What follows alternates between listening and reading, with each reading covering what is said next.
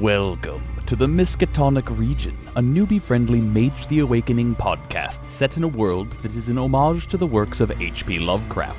This is Chapter 0, an introduction to one of our players, MrMDubois himself.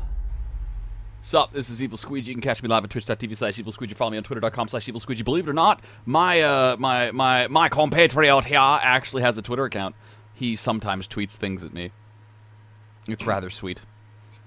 You can follow him at MrMDubois at twitter.com. Matt! As much as, like, Sizz is Sizz, specifically Sizz TBC, but you are just Matt. How long have I known you? At the time of this recording. Holy shit. Since 2002. It is 2018. Holy fuck. 16 Our years. relationship is officially old enough to drive. Just think, in 2 years, it'll be old enough to vote and have babies. Oh man, that's the last thing I want our relationship doing. Holy crap. Like, you and me are bad enough on our own, but, like, the combined power of Grant and Matt is the word. No, we're... You know what? Actually, that's wholeheartedly appropriate for a Lovecraft podcast. Alright, so the segment... The purpose of this episode of Chapter 0 is to introduce you to all of the loving, adoring, wild, stalkery fans that we have that haven't discovered us yet. They don't know who you are, Matt, because they don't watch the streams that you can watch on twitch.tv/Evil Squeegee throughout the week. They don't know who you are, Matt. So let's start with give me 3 interesting facts about Matt that you want the audience to know. Keep in mind that your introduction is kind of what defines how people will think of you for the rest of your career, so no pressure.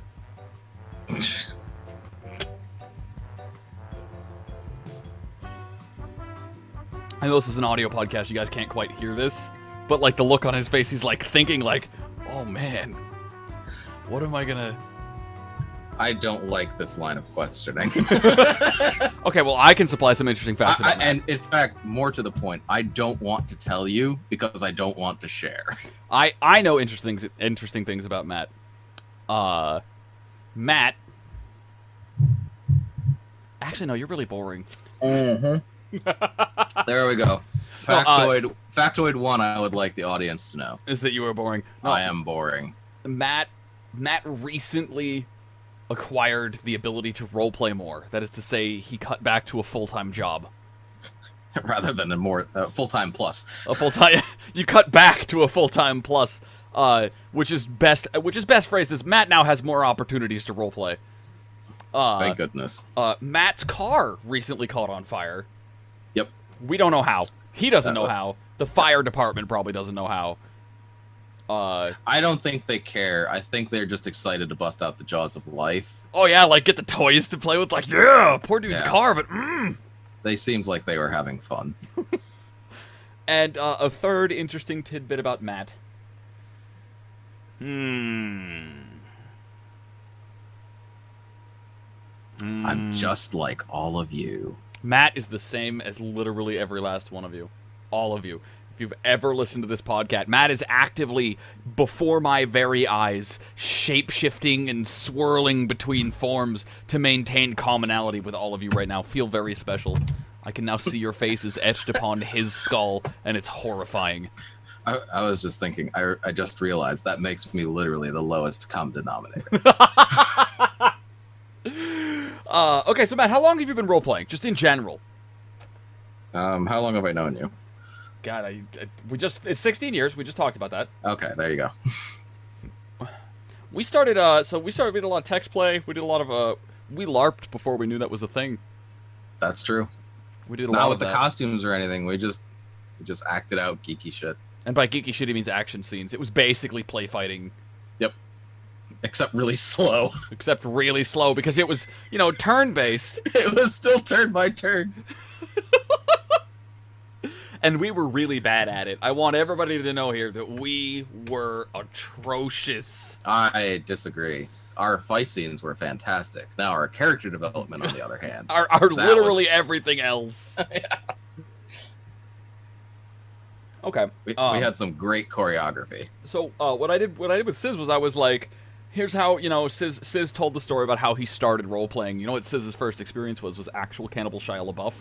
because we were getting ready for a raid, and I just sprung actual Cannibal Shia LaBeouf on them. We played like generic fantasy shit, didn't we? Heavily anime inspired. I would say, yeah, anime, high fantasy type. I still think it would make a great anime, in the way that nothing should ever make an anime, but everything always winds up making an anime. I don't know. I think it's actually been made into an anime at some point. It's not like we were fucking inventing whole heart new tropes to run around with, I guess. No. But enough of us embarrassing ourselves. You had a thing for fire, and I really like Static Shock, so... So, yeah, basically, that's how that worked. Alright, so what about Mage the Awakening specifically? Like, when did you get into Mage? I've already hyped you up as being the guy who knows it better than I do. Oh, gosh. So, no pressure, but you better impress here. I got into Mage in 2006.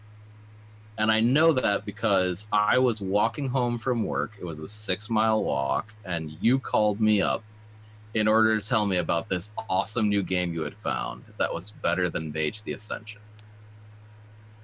Okay. You're probably taking my episode with Sizz and making it full of all kinds of holes, because my memory is absolute crap. Because I remember playing Mage when it first released. When did Mage the Awakening first release? Am I a lying liar? Well, I believe that is when it first released. To the Googles! Yeah, Google it. Mage the Awakening release I'm date. pretty sure the edition change didn't come for 10 years, so... Mage the Awakening was released in August 2005, so I haven't been playing it since release. I've been playing it since about a year after release. Yep. Okay, so I called you up. What did I tell you about it? Like, I don't remember this phone. I believe you because it's exactly what we do. But, like... I don't remember the details of the phone call that much, but I do remember you raving about it's got Atlantis in it, and that's where all the magic comes from, and you can do all of these different kinds of spells, and you can make up spells. And I was like... I remember actually being rather passé on it because, you know, I was still a D&D guy. And... Oh, how the tables have turned. I know, right? And then I looked into the books, and it took a little while, and I think it actually took some playing, but yeah, I got hooked. And then second edition rolled around, and I just became the goddamn master as much as I could. I can't handle second edition. It's too much. It's too much for me. It's I'm not okay. All right, like... So good though. All right. So you've been playing it for about as long as I have then. Yep. And you know it. Like I will outright tell anybody who asks.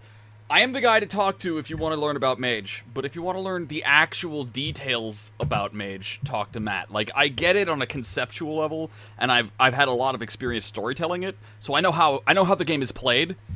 And the game is played by constantly asking Matt what the book says. Yeah. So, that's Matt and Mage, and that is Matt and role-playing. And I think that's all I did for the other episodes, so that's where I'm going to cut off here. This has been Chapter 0. We do a lot of the behind-the-scenes stuff. Stay tuned for more episodes of Chapter 0, even as we move on past Chapter 1. Chapter 2, I've got a burp coming on. This is not going to make it to the cut. Fuck, it didn't happen. Okay, it'll make it. Alright, I'll catch you guys next time for more Mage Podcast. Adios! Bye-bye! For more forbidden lore and behind-the-scenes content, keep your eyes peeled for more Chapter 0. If you were hoping to feast upon the maddening tale of magic and mystery, turn to Chapter 1, if you dare.